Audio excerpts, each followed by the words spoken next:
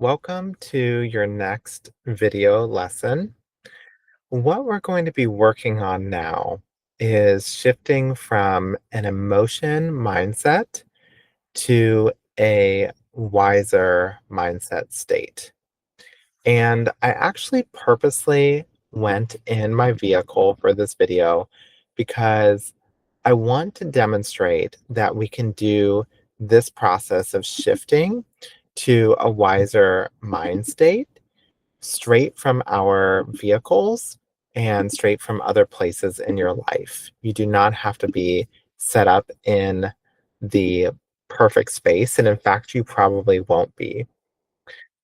So, I like to use a couple skills that we're going to borrow from dialectical behavior therapy to be able to manage intense emotional distress.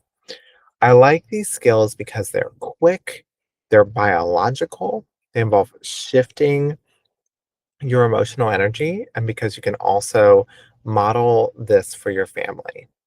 When you are completely overwhelmed emotionally, you need a couple ways to be able to shift into that wiser mindset and bring down the emotion intensity.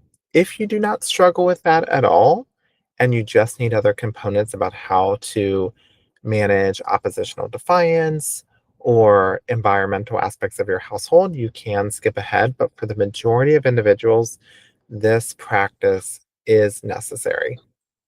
I also still recommend doing it because even if you're a person who is more generally calm, it could happen that you get into a car accident or one of your kids starts screaming for hours. So there still can be situations where even after practicing a lot of calming myself down, I still choose to use these skills.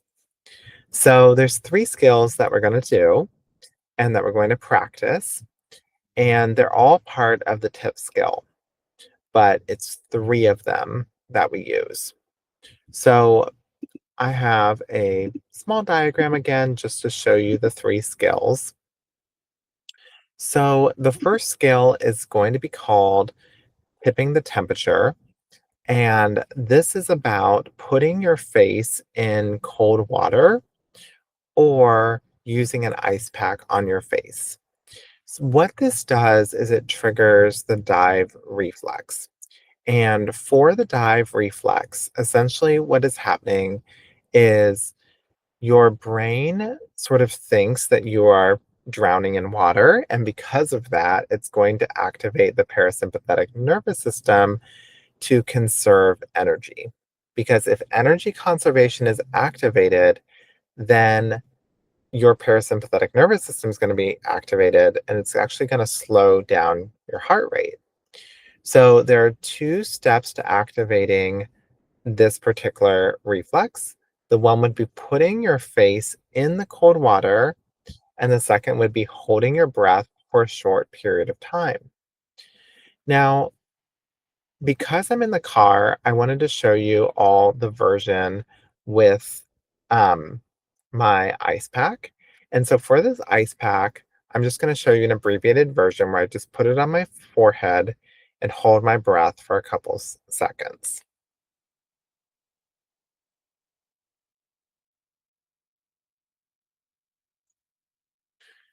So if you're close to water right now or have an ice pack, pause the video and go give it a try. Now, I know I brought my ice pack for the vehicle, but I actually tend to use more just sink out of the faucet because I also could have recorded this video in like a bathroom or something because a bathroom is a great place to reset. You may have to escape to the bathroom more than once in a day.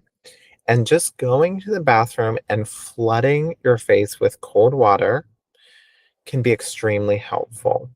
The way that I think about it is you might go from racing thoughts, like the thoughts are super intense and they're going super quickly, to for a moment, it just feels like there's nothing there.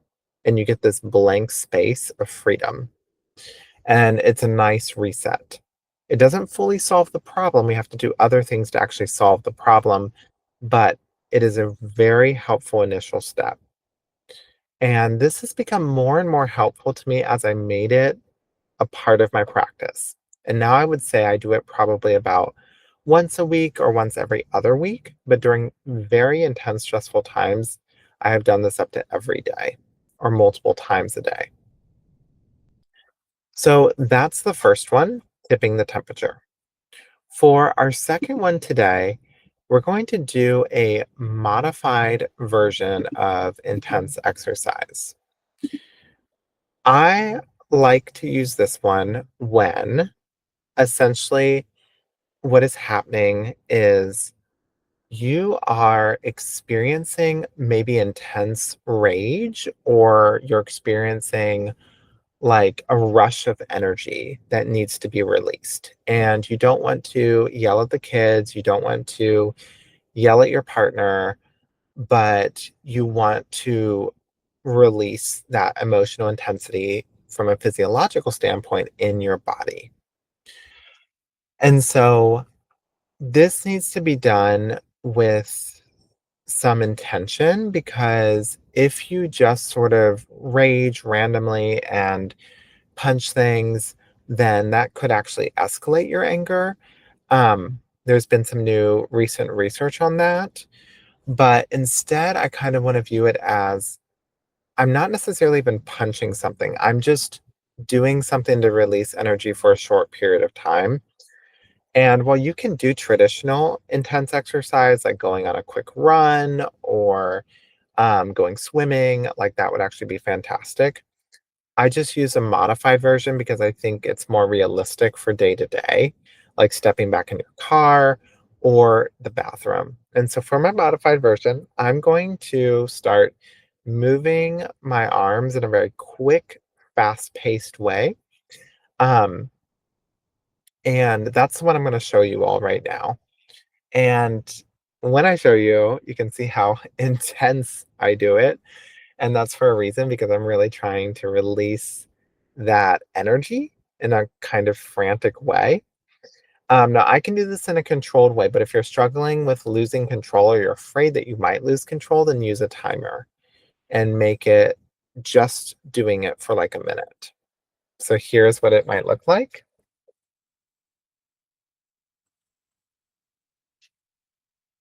So kind of fun when I'm not, extremely irritated to do that. But you could see the intensity. You have to throw your whole body into it. If you're with your kids, you wanna remove yourself a moment, but it's just a moment, right? It can just be a couple minutes. For some people, if they really feel like cussing at the top of their lungs or things like that, it's better to, like, scream into a pillow or something. But really having it as like, "This is my minute or 2 to do this and get this pent up energy out, and then it's over, and then I'm going back." Now, sometimes we'll combine these together, right? Because you might try releasing pent up energy, then putting cold water on your face, and then you might do the third one. So, the third one I know I've alluded to in previous videos, and this is paced breathing. And I've heard many different ways that people have been taught the paced breathing. But I want to highlight some aspects that I think sometimes get overlooked. And I know in the past I did not understand. So I used to think some of my misconceptions were that basically if I wasn't thinking the right thoughts when I was breathing, that the intensity would not go down. That is a myth because paced breathing also triggers the parasympathetic nervous system and it's a reflex. So it really doesn't matter the thoughts that you think. It matters that you're doing the exercise and that you're trying the exercise. So that was the first misconception. The second misconception that I had is I thought that in order to calm down, we needed to take these big breaths because, when somebody's like really getting frantic, people will say, take a big breath or take a deep breath. That is not accurate. Every time that you breathe in, it activates the sympathetic nervous system. So it actually brings oxygen in. So you're going to expect the heart rate to actually increase a bit with each in breath. And taking oxygen in is necessary. Like you're taking oxygen in when you're exercising and you need the energy. So it's important to take oxygen in. But it's actually the out breath. When you are breathing out and releasing that, then you are actually activating the parasympathetic nervous system to calm down. So it's really the long out breath that makes a difference. It's not about doing it perfectly, but it's just about slowing down the out breath. So if somebody was panicking, I would instead say to them, if I was going to say anything about breathing, just slow down your out breath. Breathe out slowly instead of saying, take a deep breath. So when you're breathing out slowly, I want us to try this together, and you can pause the video to try it. But keep in mind one more thing, and that is that I've seen a lot of people do this skill, and I've helped them with it. And some people just close their mouth so they don't let any of the air out. And then they also feel that it didn't work because of that. So when you're just taking that in breath, take a short in breath just through your nose, right?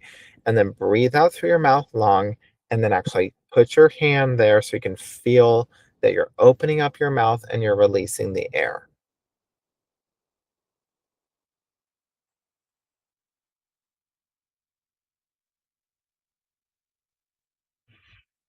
So you're breathing in through the nose, the belly is inflating like a balloon,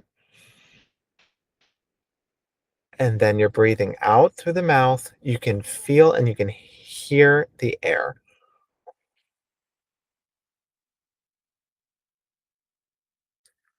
All right, you all, those are the skills to practice. I'm going to link a worksheet in the description so you can directly get the worksheet for this practice this week. This is helping us shift from that emotion mindset, or emotion mind as it's called in dialectical behavior therapy, to a wiser mindset. It's going to help with those other mindset shifts as well, but this is the first step. If you are completely overwhelmed, completely emotional, then it's really hard to make that shift. So practice, practice, practice.